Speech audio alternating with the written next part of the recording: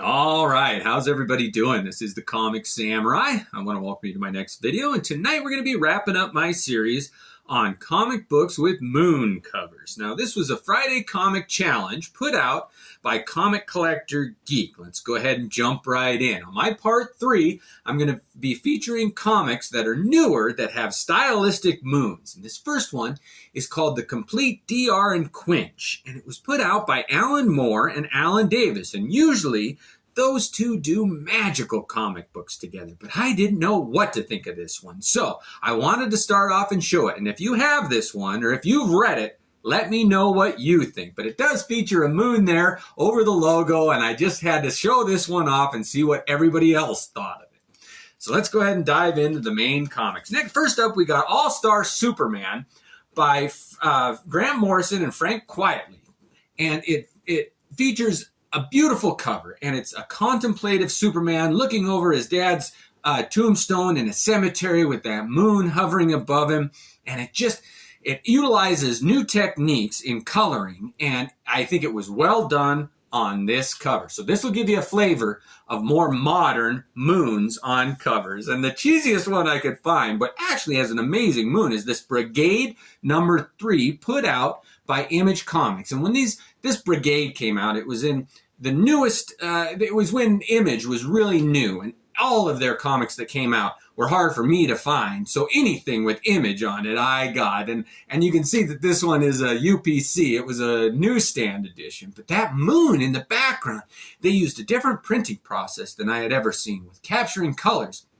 And they were able to get that moon glow, unlike I had ever seen it captured before. I do like that cover. Next up, we got Army of Darkness, Ashes to Ashes, number 1. And believe it or not, this is a Mark Silvestri cover. And his art is always enjoyable for me to look at. I love when he does the X-Men stuff. So to see him do Ash from the Evil Dead and Army of Darkness series, I really liked it. And he's always in graveyards,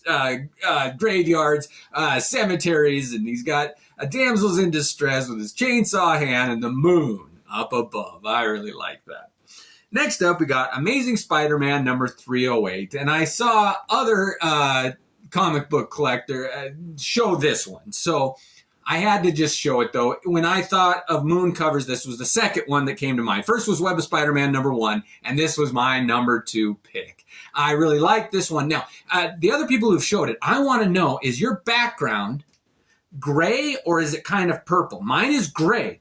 But I've had other copies of this where the printing was different, and it was more of a purplish pink background. But this is gray, and it's one of my favorite. Todd McFarlane. He set things up and led into Rob Liefeld. This is the Wolverine Saga, Book 1. Now, when I first got into collecting, I loved Wolverine. I wanted to get all of his appearances. And this series, 4 issues, was more of a text series, but it had clips and all of Wolverine's appearances. So that's when I started my hidden gems list. I'd read through it and they'd say, oh, he made a cameo appearance in Alpha Flight number 17. He wasn't on the cover. And I was like, ooh, I want to get that one. So this was a real influential comic book for me. And it had a brand new cover done by Rob Liefeld with a feral Wolverine meeting the Hudsons, James and his wife, and that moon in the background. And you can see Liefeld starting to develop his style. I mean, it was really coming through here. I'd never seen Wolverine drawn like that either. I think this is one of the best Wolverine images that is so underrated. One of my favorites. Moving on, we got another Liefeld. This is Chapel. I always said Chapel, number 1. And yeah, stylized moon in the background with typical Liefeld art through it. The colors were new, different. Image comic books had a leg up on Marvel comic books at the time. If you put any Image comic book next to a Marvel from that time, the colors were better, the printing was better, the paper was different. It was just, everything was a step up. And so was Liefeld's art here. Oh, that stylistic moon with the textures and the pockmarks and the craters. I know I'm going to say that a lot in this video, but this next one doesn't have that. This is Avengeline, yeah, issue 1, put out by Avatar. And that Tim Vigil did the art. And you just get a bit of the moon in the upper corner. But what really does it for me is the moonlight. You see that moon there, and it just puts that blue glow everything with the fire and the contrasting light sources. And the female figure, drawn only as Tim Vigil can draw it. I mean, he really does a great job drawing women, and he always draws something to look at that's interesting, and this is no exception. Oh, how he captured that moonlight.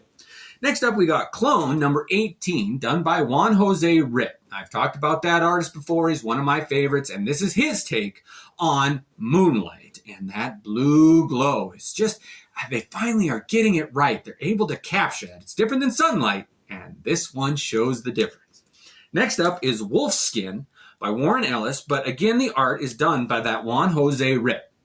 Or no, is this Jason Burrows? I'm pretty sure it's Rip. I'm pretty sure. And this character, Wolfskin, he was like Conan, but what if Conan was able to be rated R in comics? I mean, this is hardcore graphic stuff here.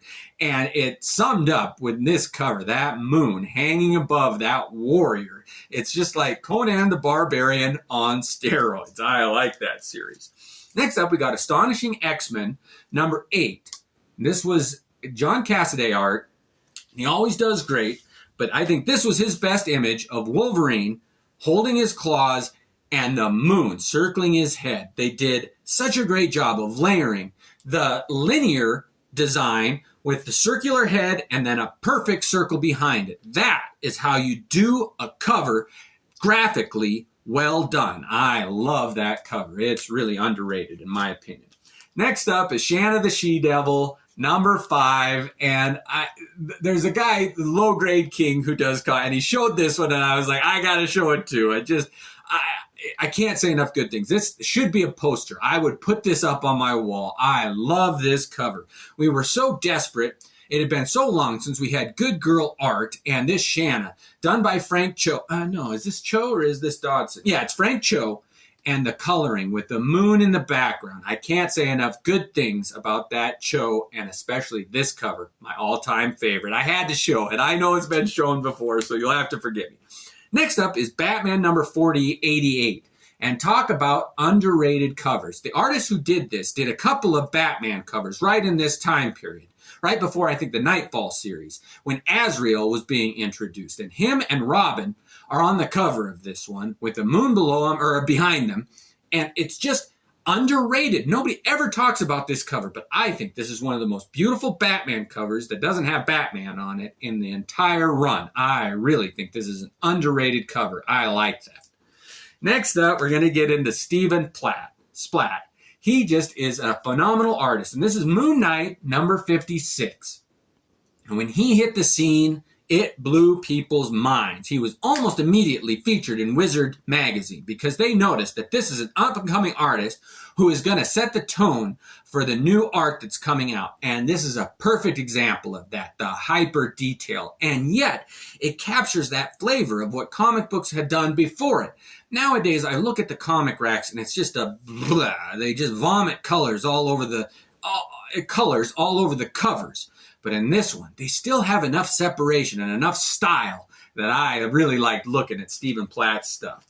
And here's another one. This is Moon Knight number 57, and this is an homage to that Amazing Spider-Man number 300. I didn't realize that because it's different enough that you can't really see the similarities just at first glance because Moon Knight's on there. It's not just one figure. But he's the one who put the texture on the moon. It was the first time I'd seen an homage done to that AMS 300 where it's not just a circle behind them, but a moon. And of course, why not? It's a Moon Knight comic. It's very fitting. I like that Stephen Platt cover. Next up, we got Prophet number 6. And when Stephen Platt moved from Marvel Comics on Moon Knight to Prophet work for Image, he really was, the reins were released and he was set free on the world. And this was the first one I'd seen where I noticed it just being without any control. The sky is the limit. Go to town. Detail, colors, perspective, characters, exaggerated as much as you want. And he did. I love that cover. He followed it up with Prophet number 7. And look at the moon on this one. This has got to be one of my all-time favorite moons on the cover of a comic book. book. Those craters, the texture, you can finally see it, and it's blown up bigger than life. It just illuminates the whole scene and sets a tone for it. This is one of my all-time favorite Moon covers. I like that one. Not to be outdone by Prophet number 2. Now, they kind of restarted numbering them, and Platt was still involved, and this is how he continued his work on it. Almost all of his covers have some kind of a circle in the background. It's a design element, a choice that he makes that is very effective for him. It works with his art, and it works here. This one, the coloring is involved in the texture, and it's almost like you could feel the ripples and the layers on the moon. I like that one. Next up is Prophet number 3, another Moon cover, but this one's done a little bit different. There's not as much texture. It's kind of a black moon, almost an eclipse. And I'm surprised they don't do that more. It's always a full circle I've seen in the covers. There's hardly ever a crescent moon, but this is almost a crescent moon, but it's not. And it's Stephen Platt still doing his thing, and nobody can do it like him. I mean, there's nobody like Stephen Platt. I got to continue with this number 16 of Prophet, and it just continues that style of Stephen Platt exaggerating the features of the moon and using it as a design element. The colors here, they were able to get so many good mixes of colors, and the saturation was finally right. And this one is just a beautiful Moon cover. Now, I'm going to wrap it up with my all-time favorite Stephen Platt Moon cover, and I think you knew it was coming. It's an iconic cover. It's Moon Knight number 60, the final issue on that run of Moon Knight. And it was the death of Mark Spector. I thought so for a while. They brought him back, but I never liked comics that do that, kill a character just to bring him back.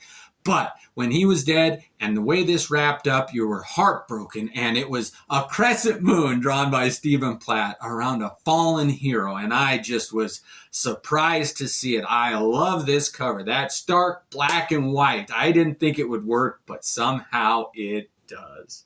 So those were my favorite all-time Moon covers. I know I went way over the 10, but I couldn't help it. It's one of my favorite tools to use on the cover of a comic book. I hope you enjoyed looking at these. I want to know what your favorites are. Thanks again. Have a great night.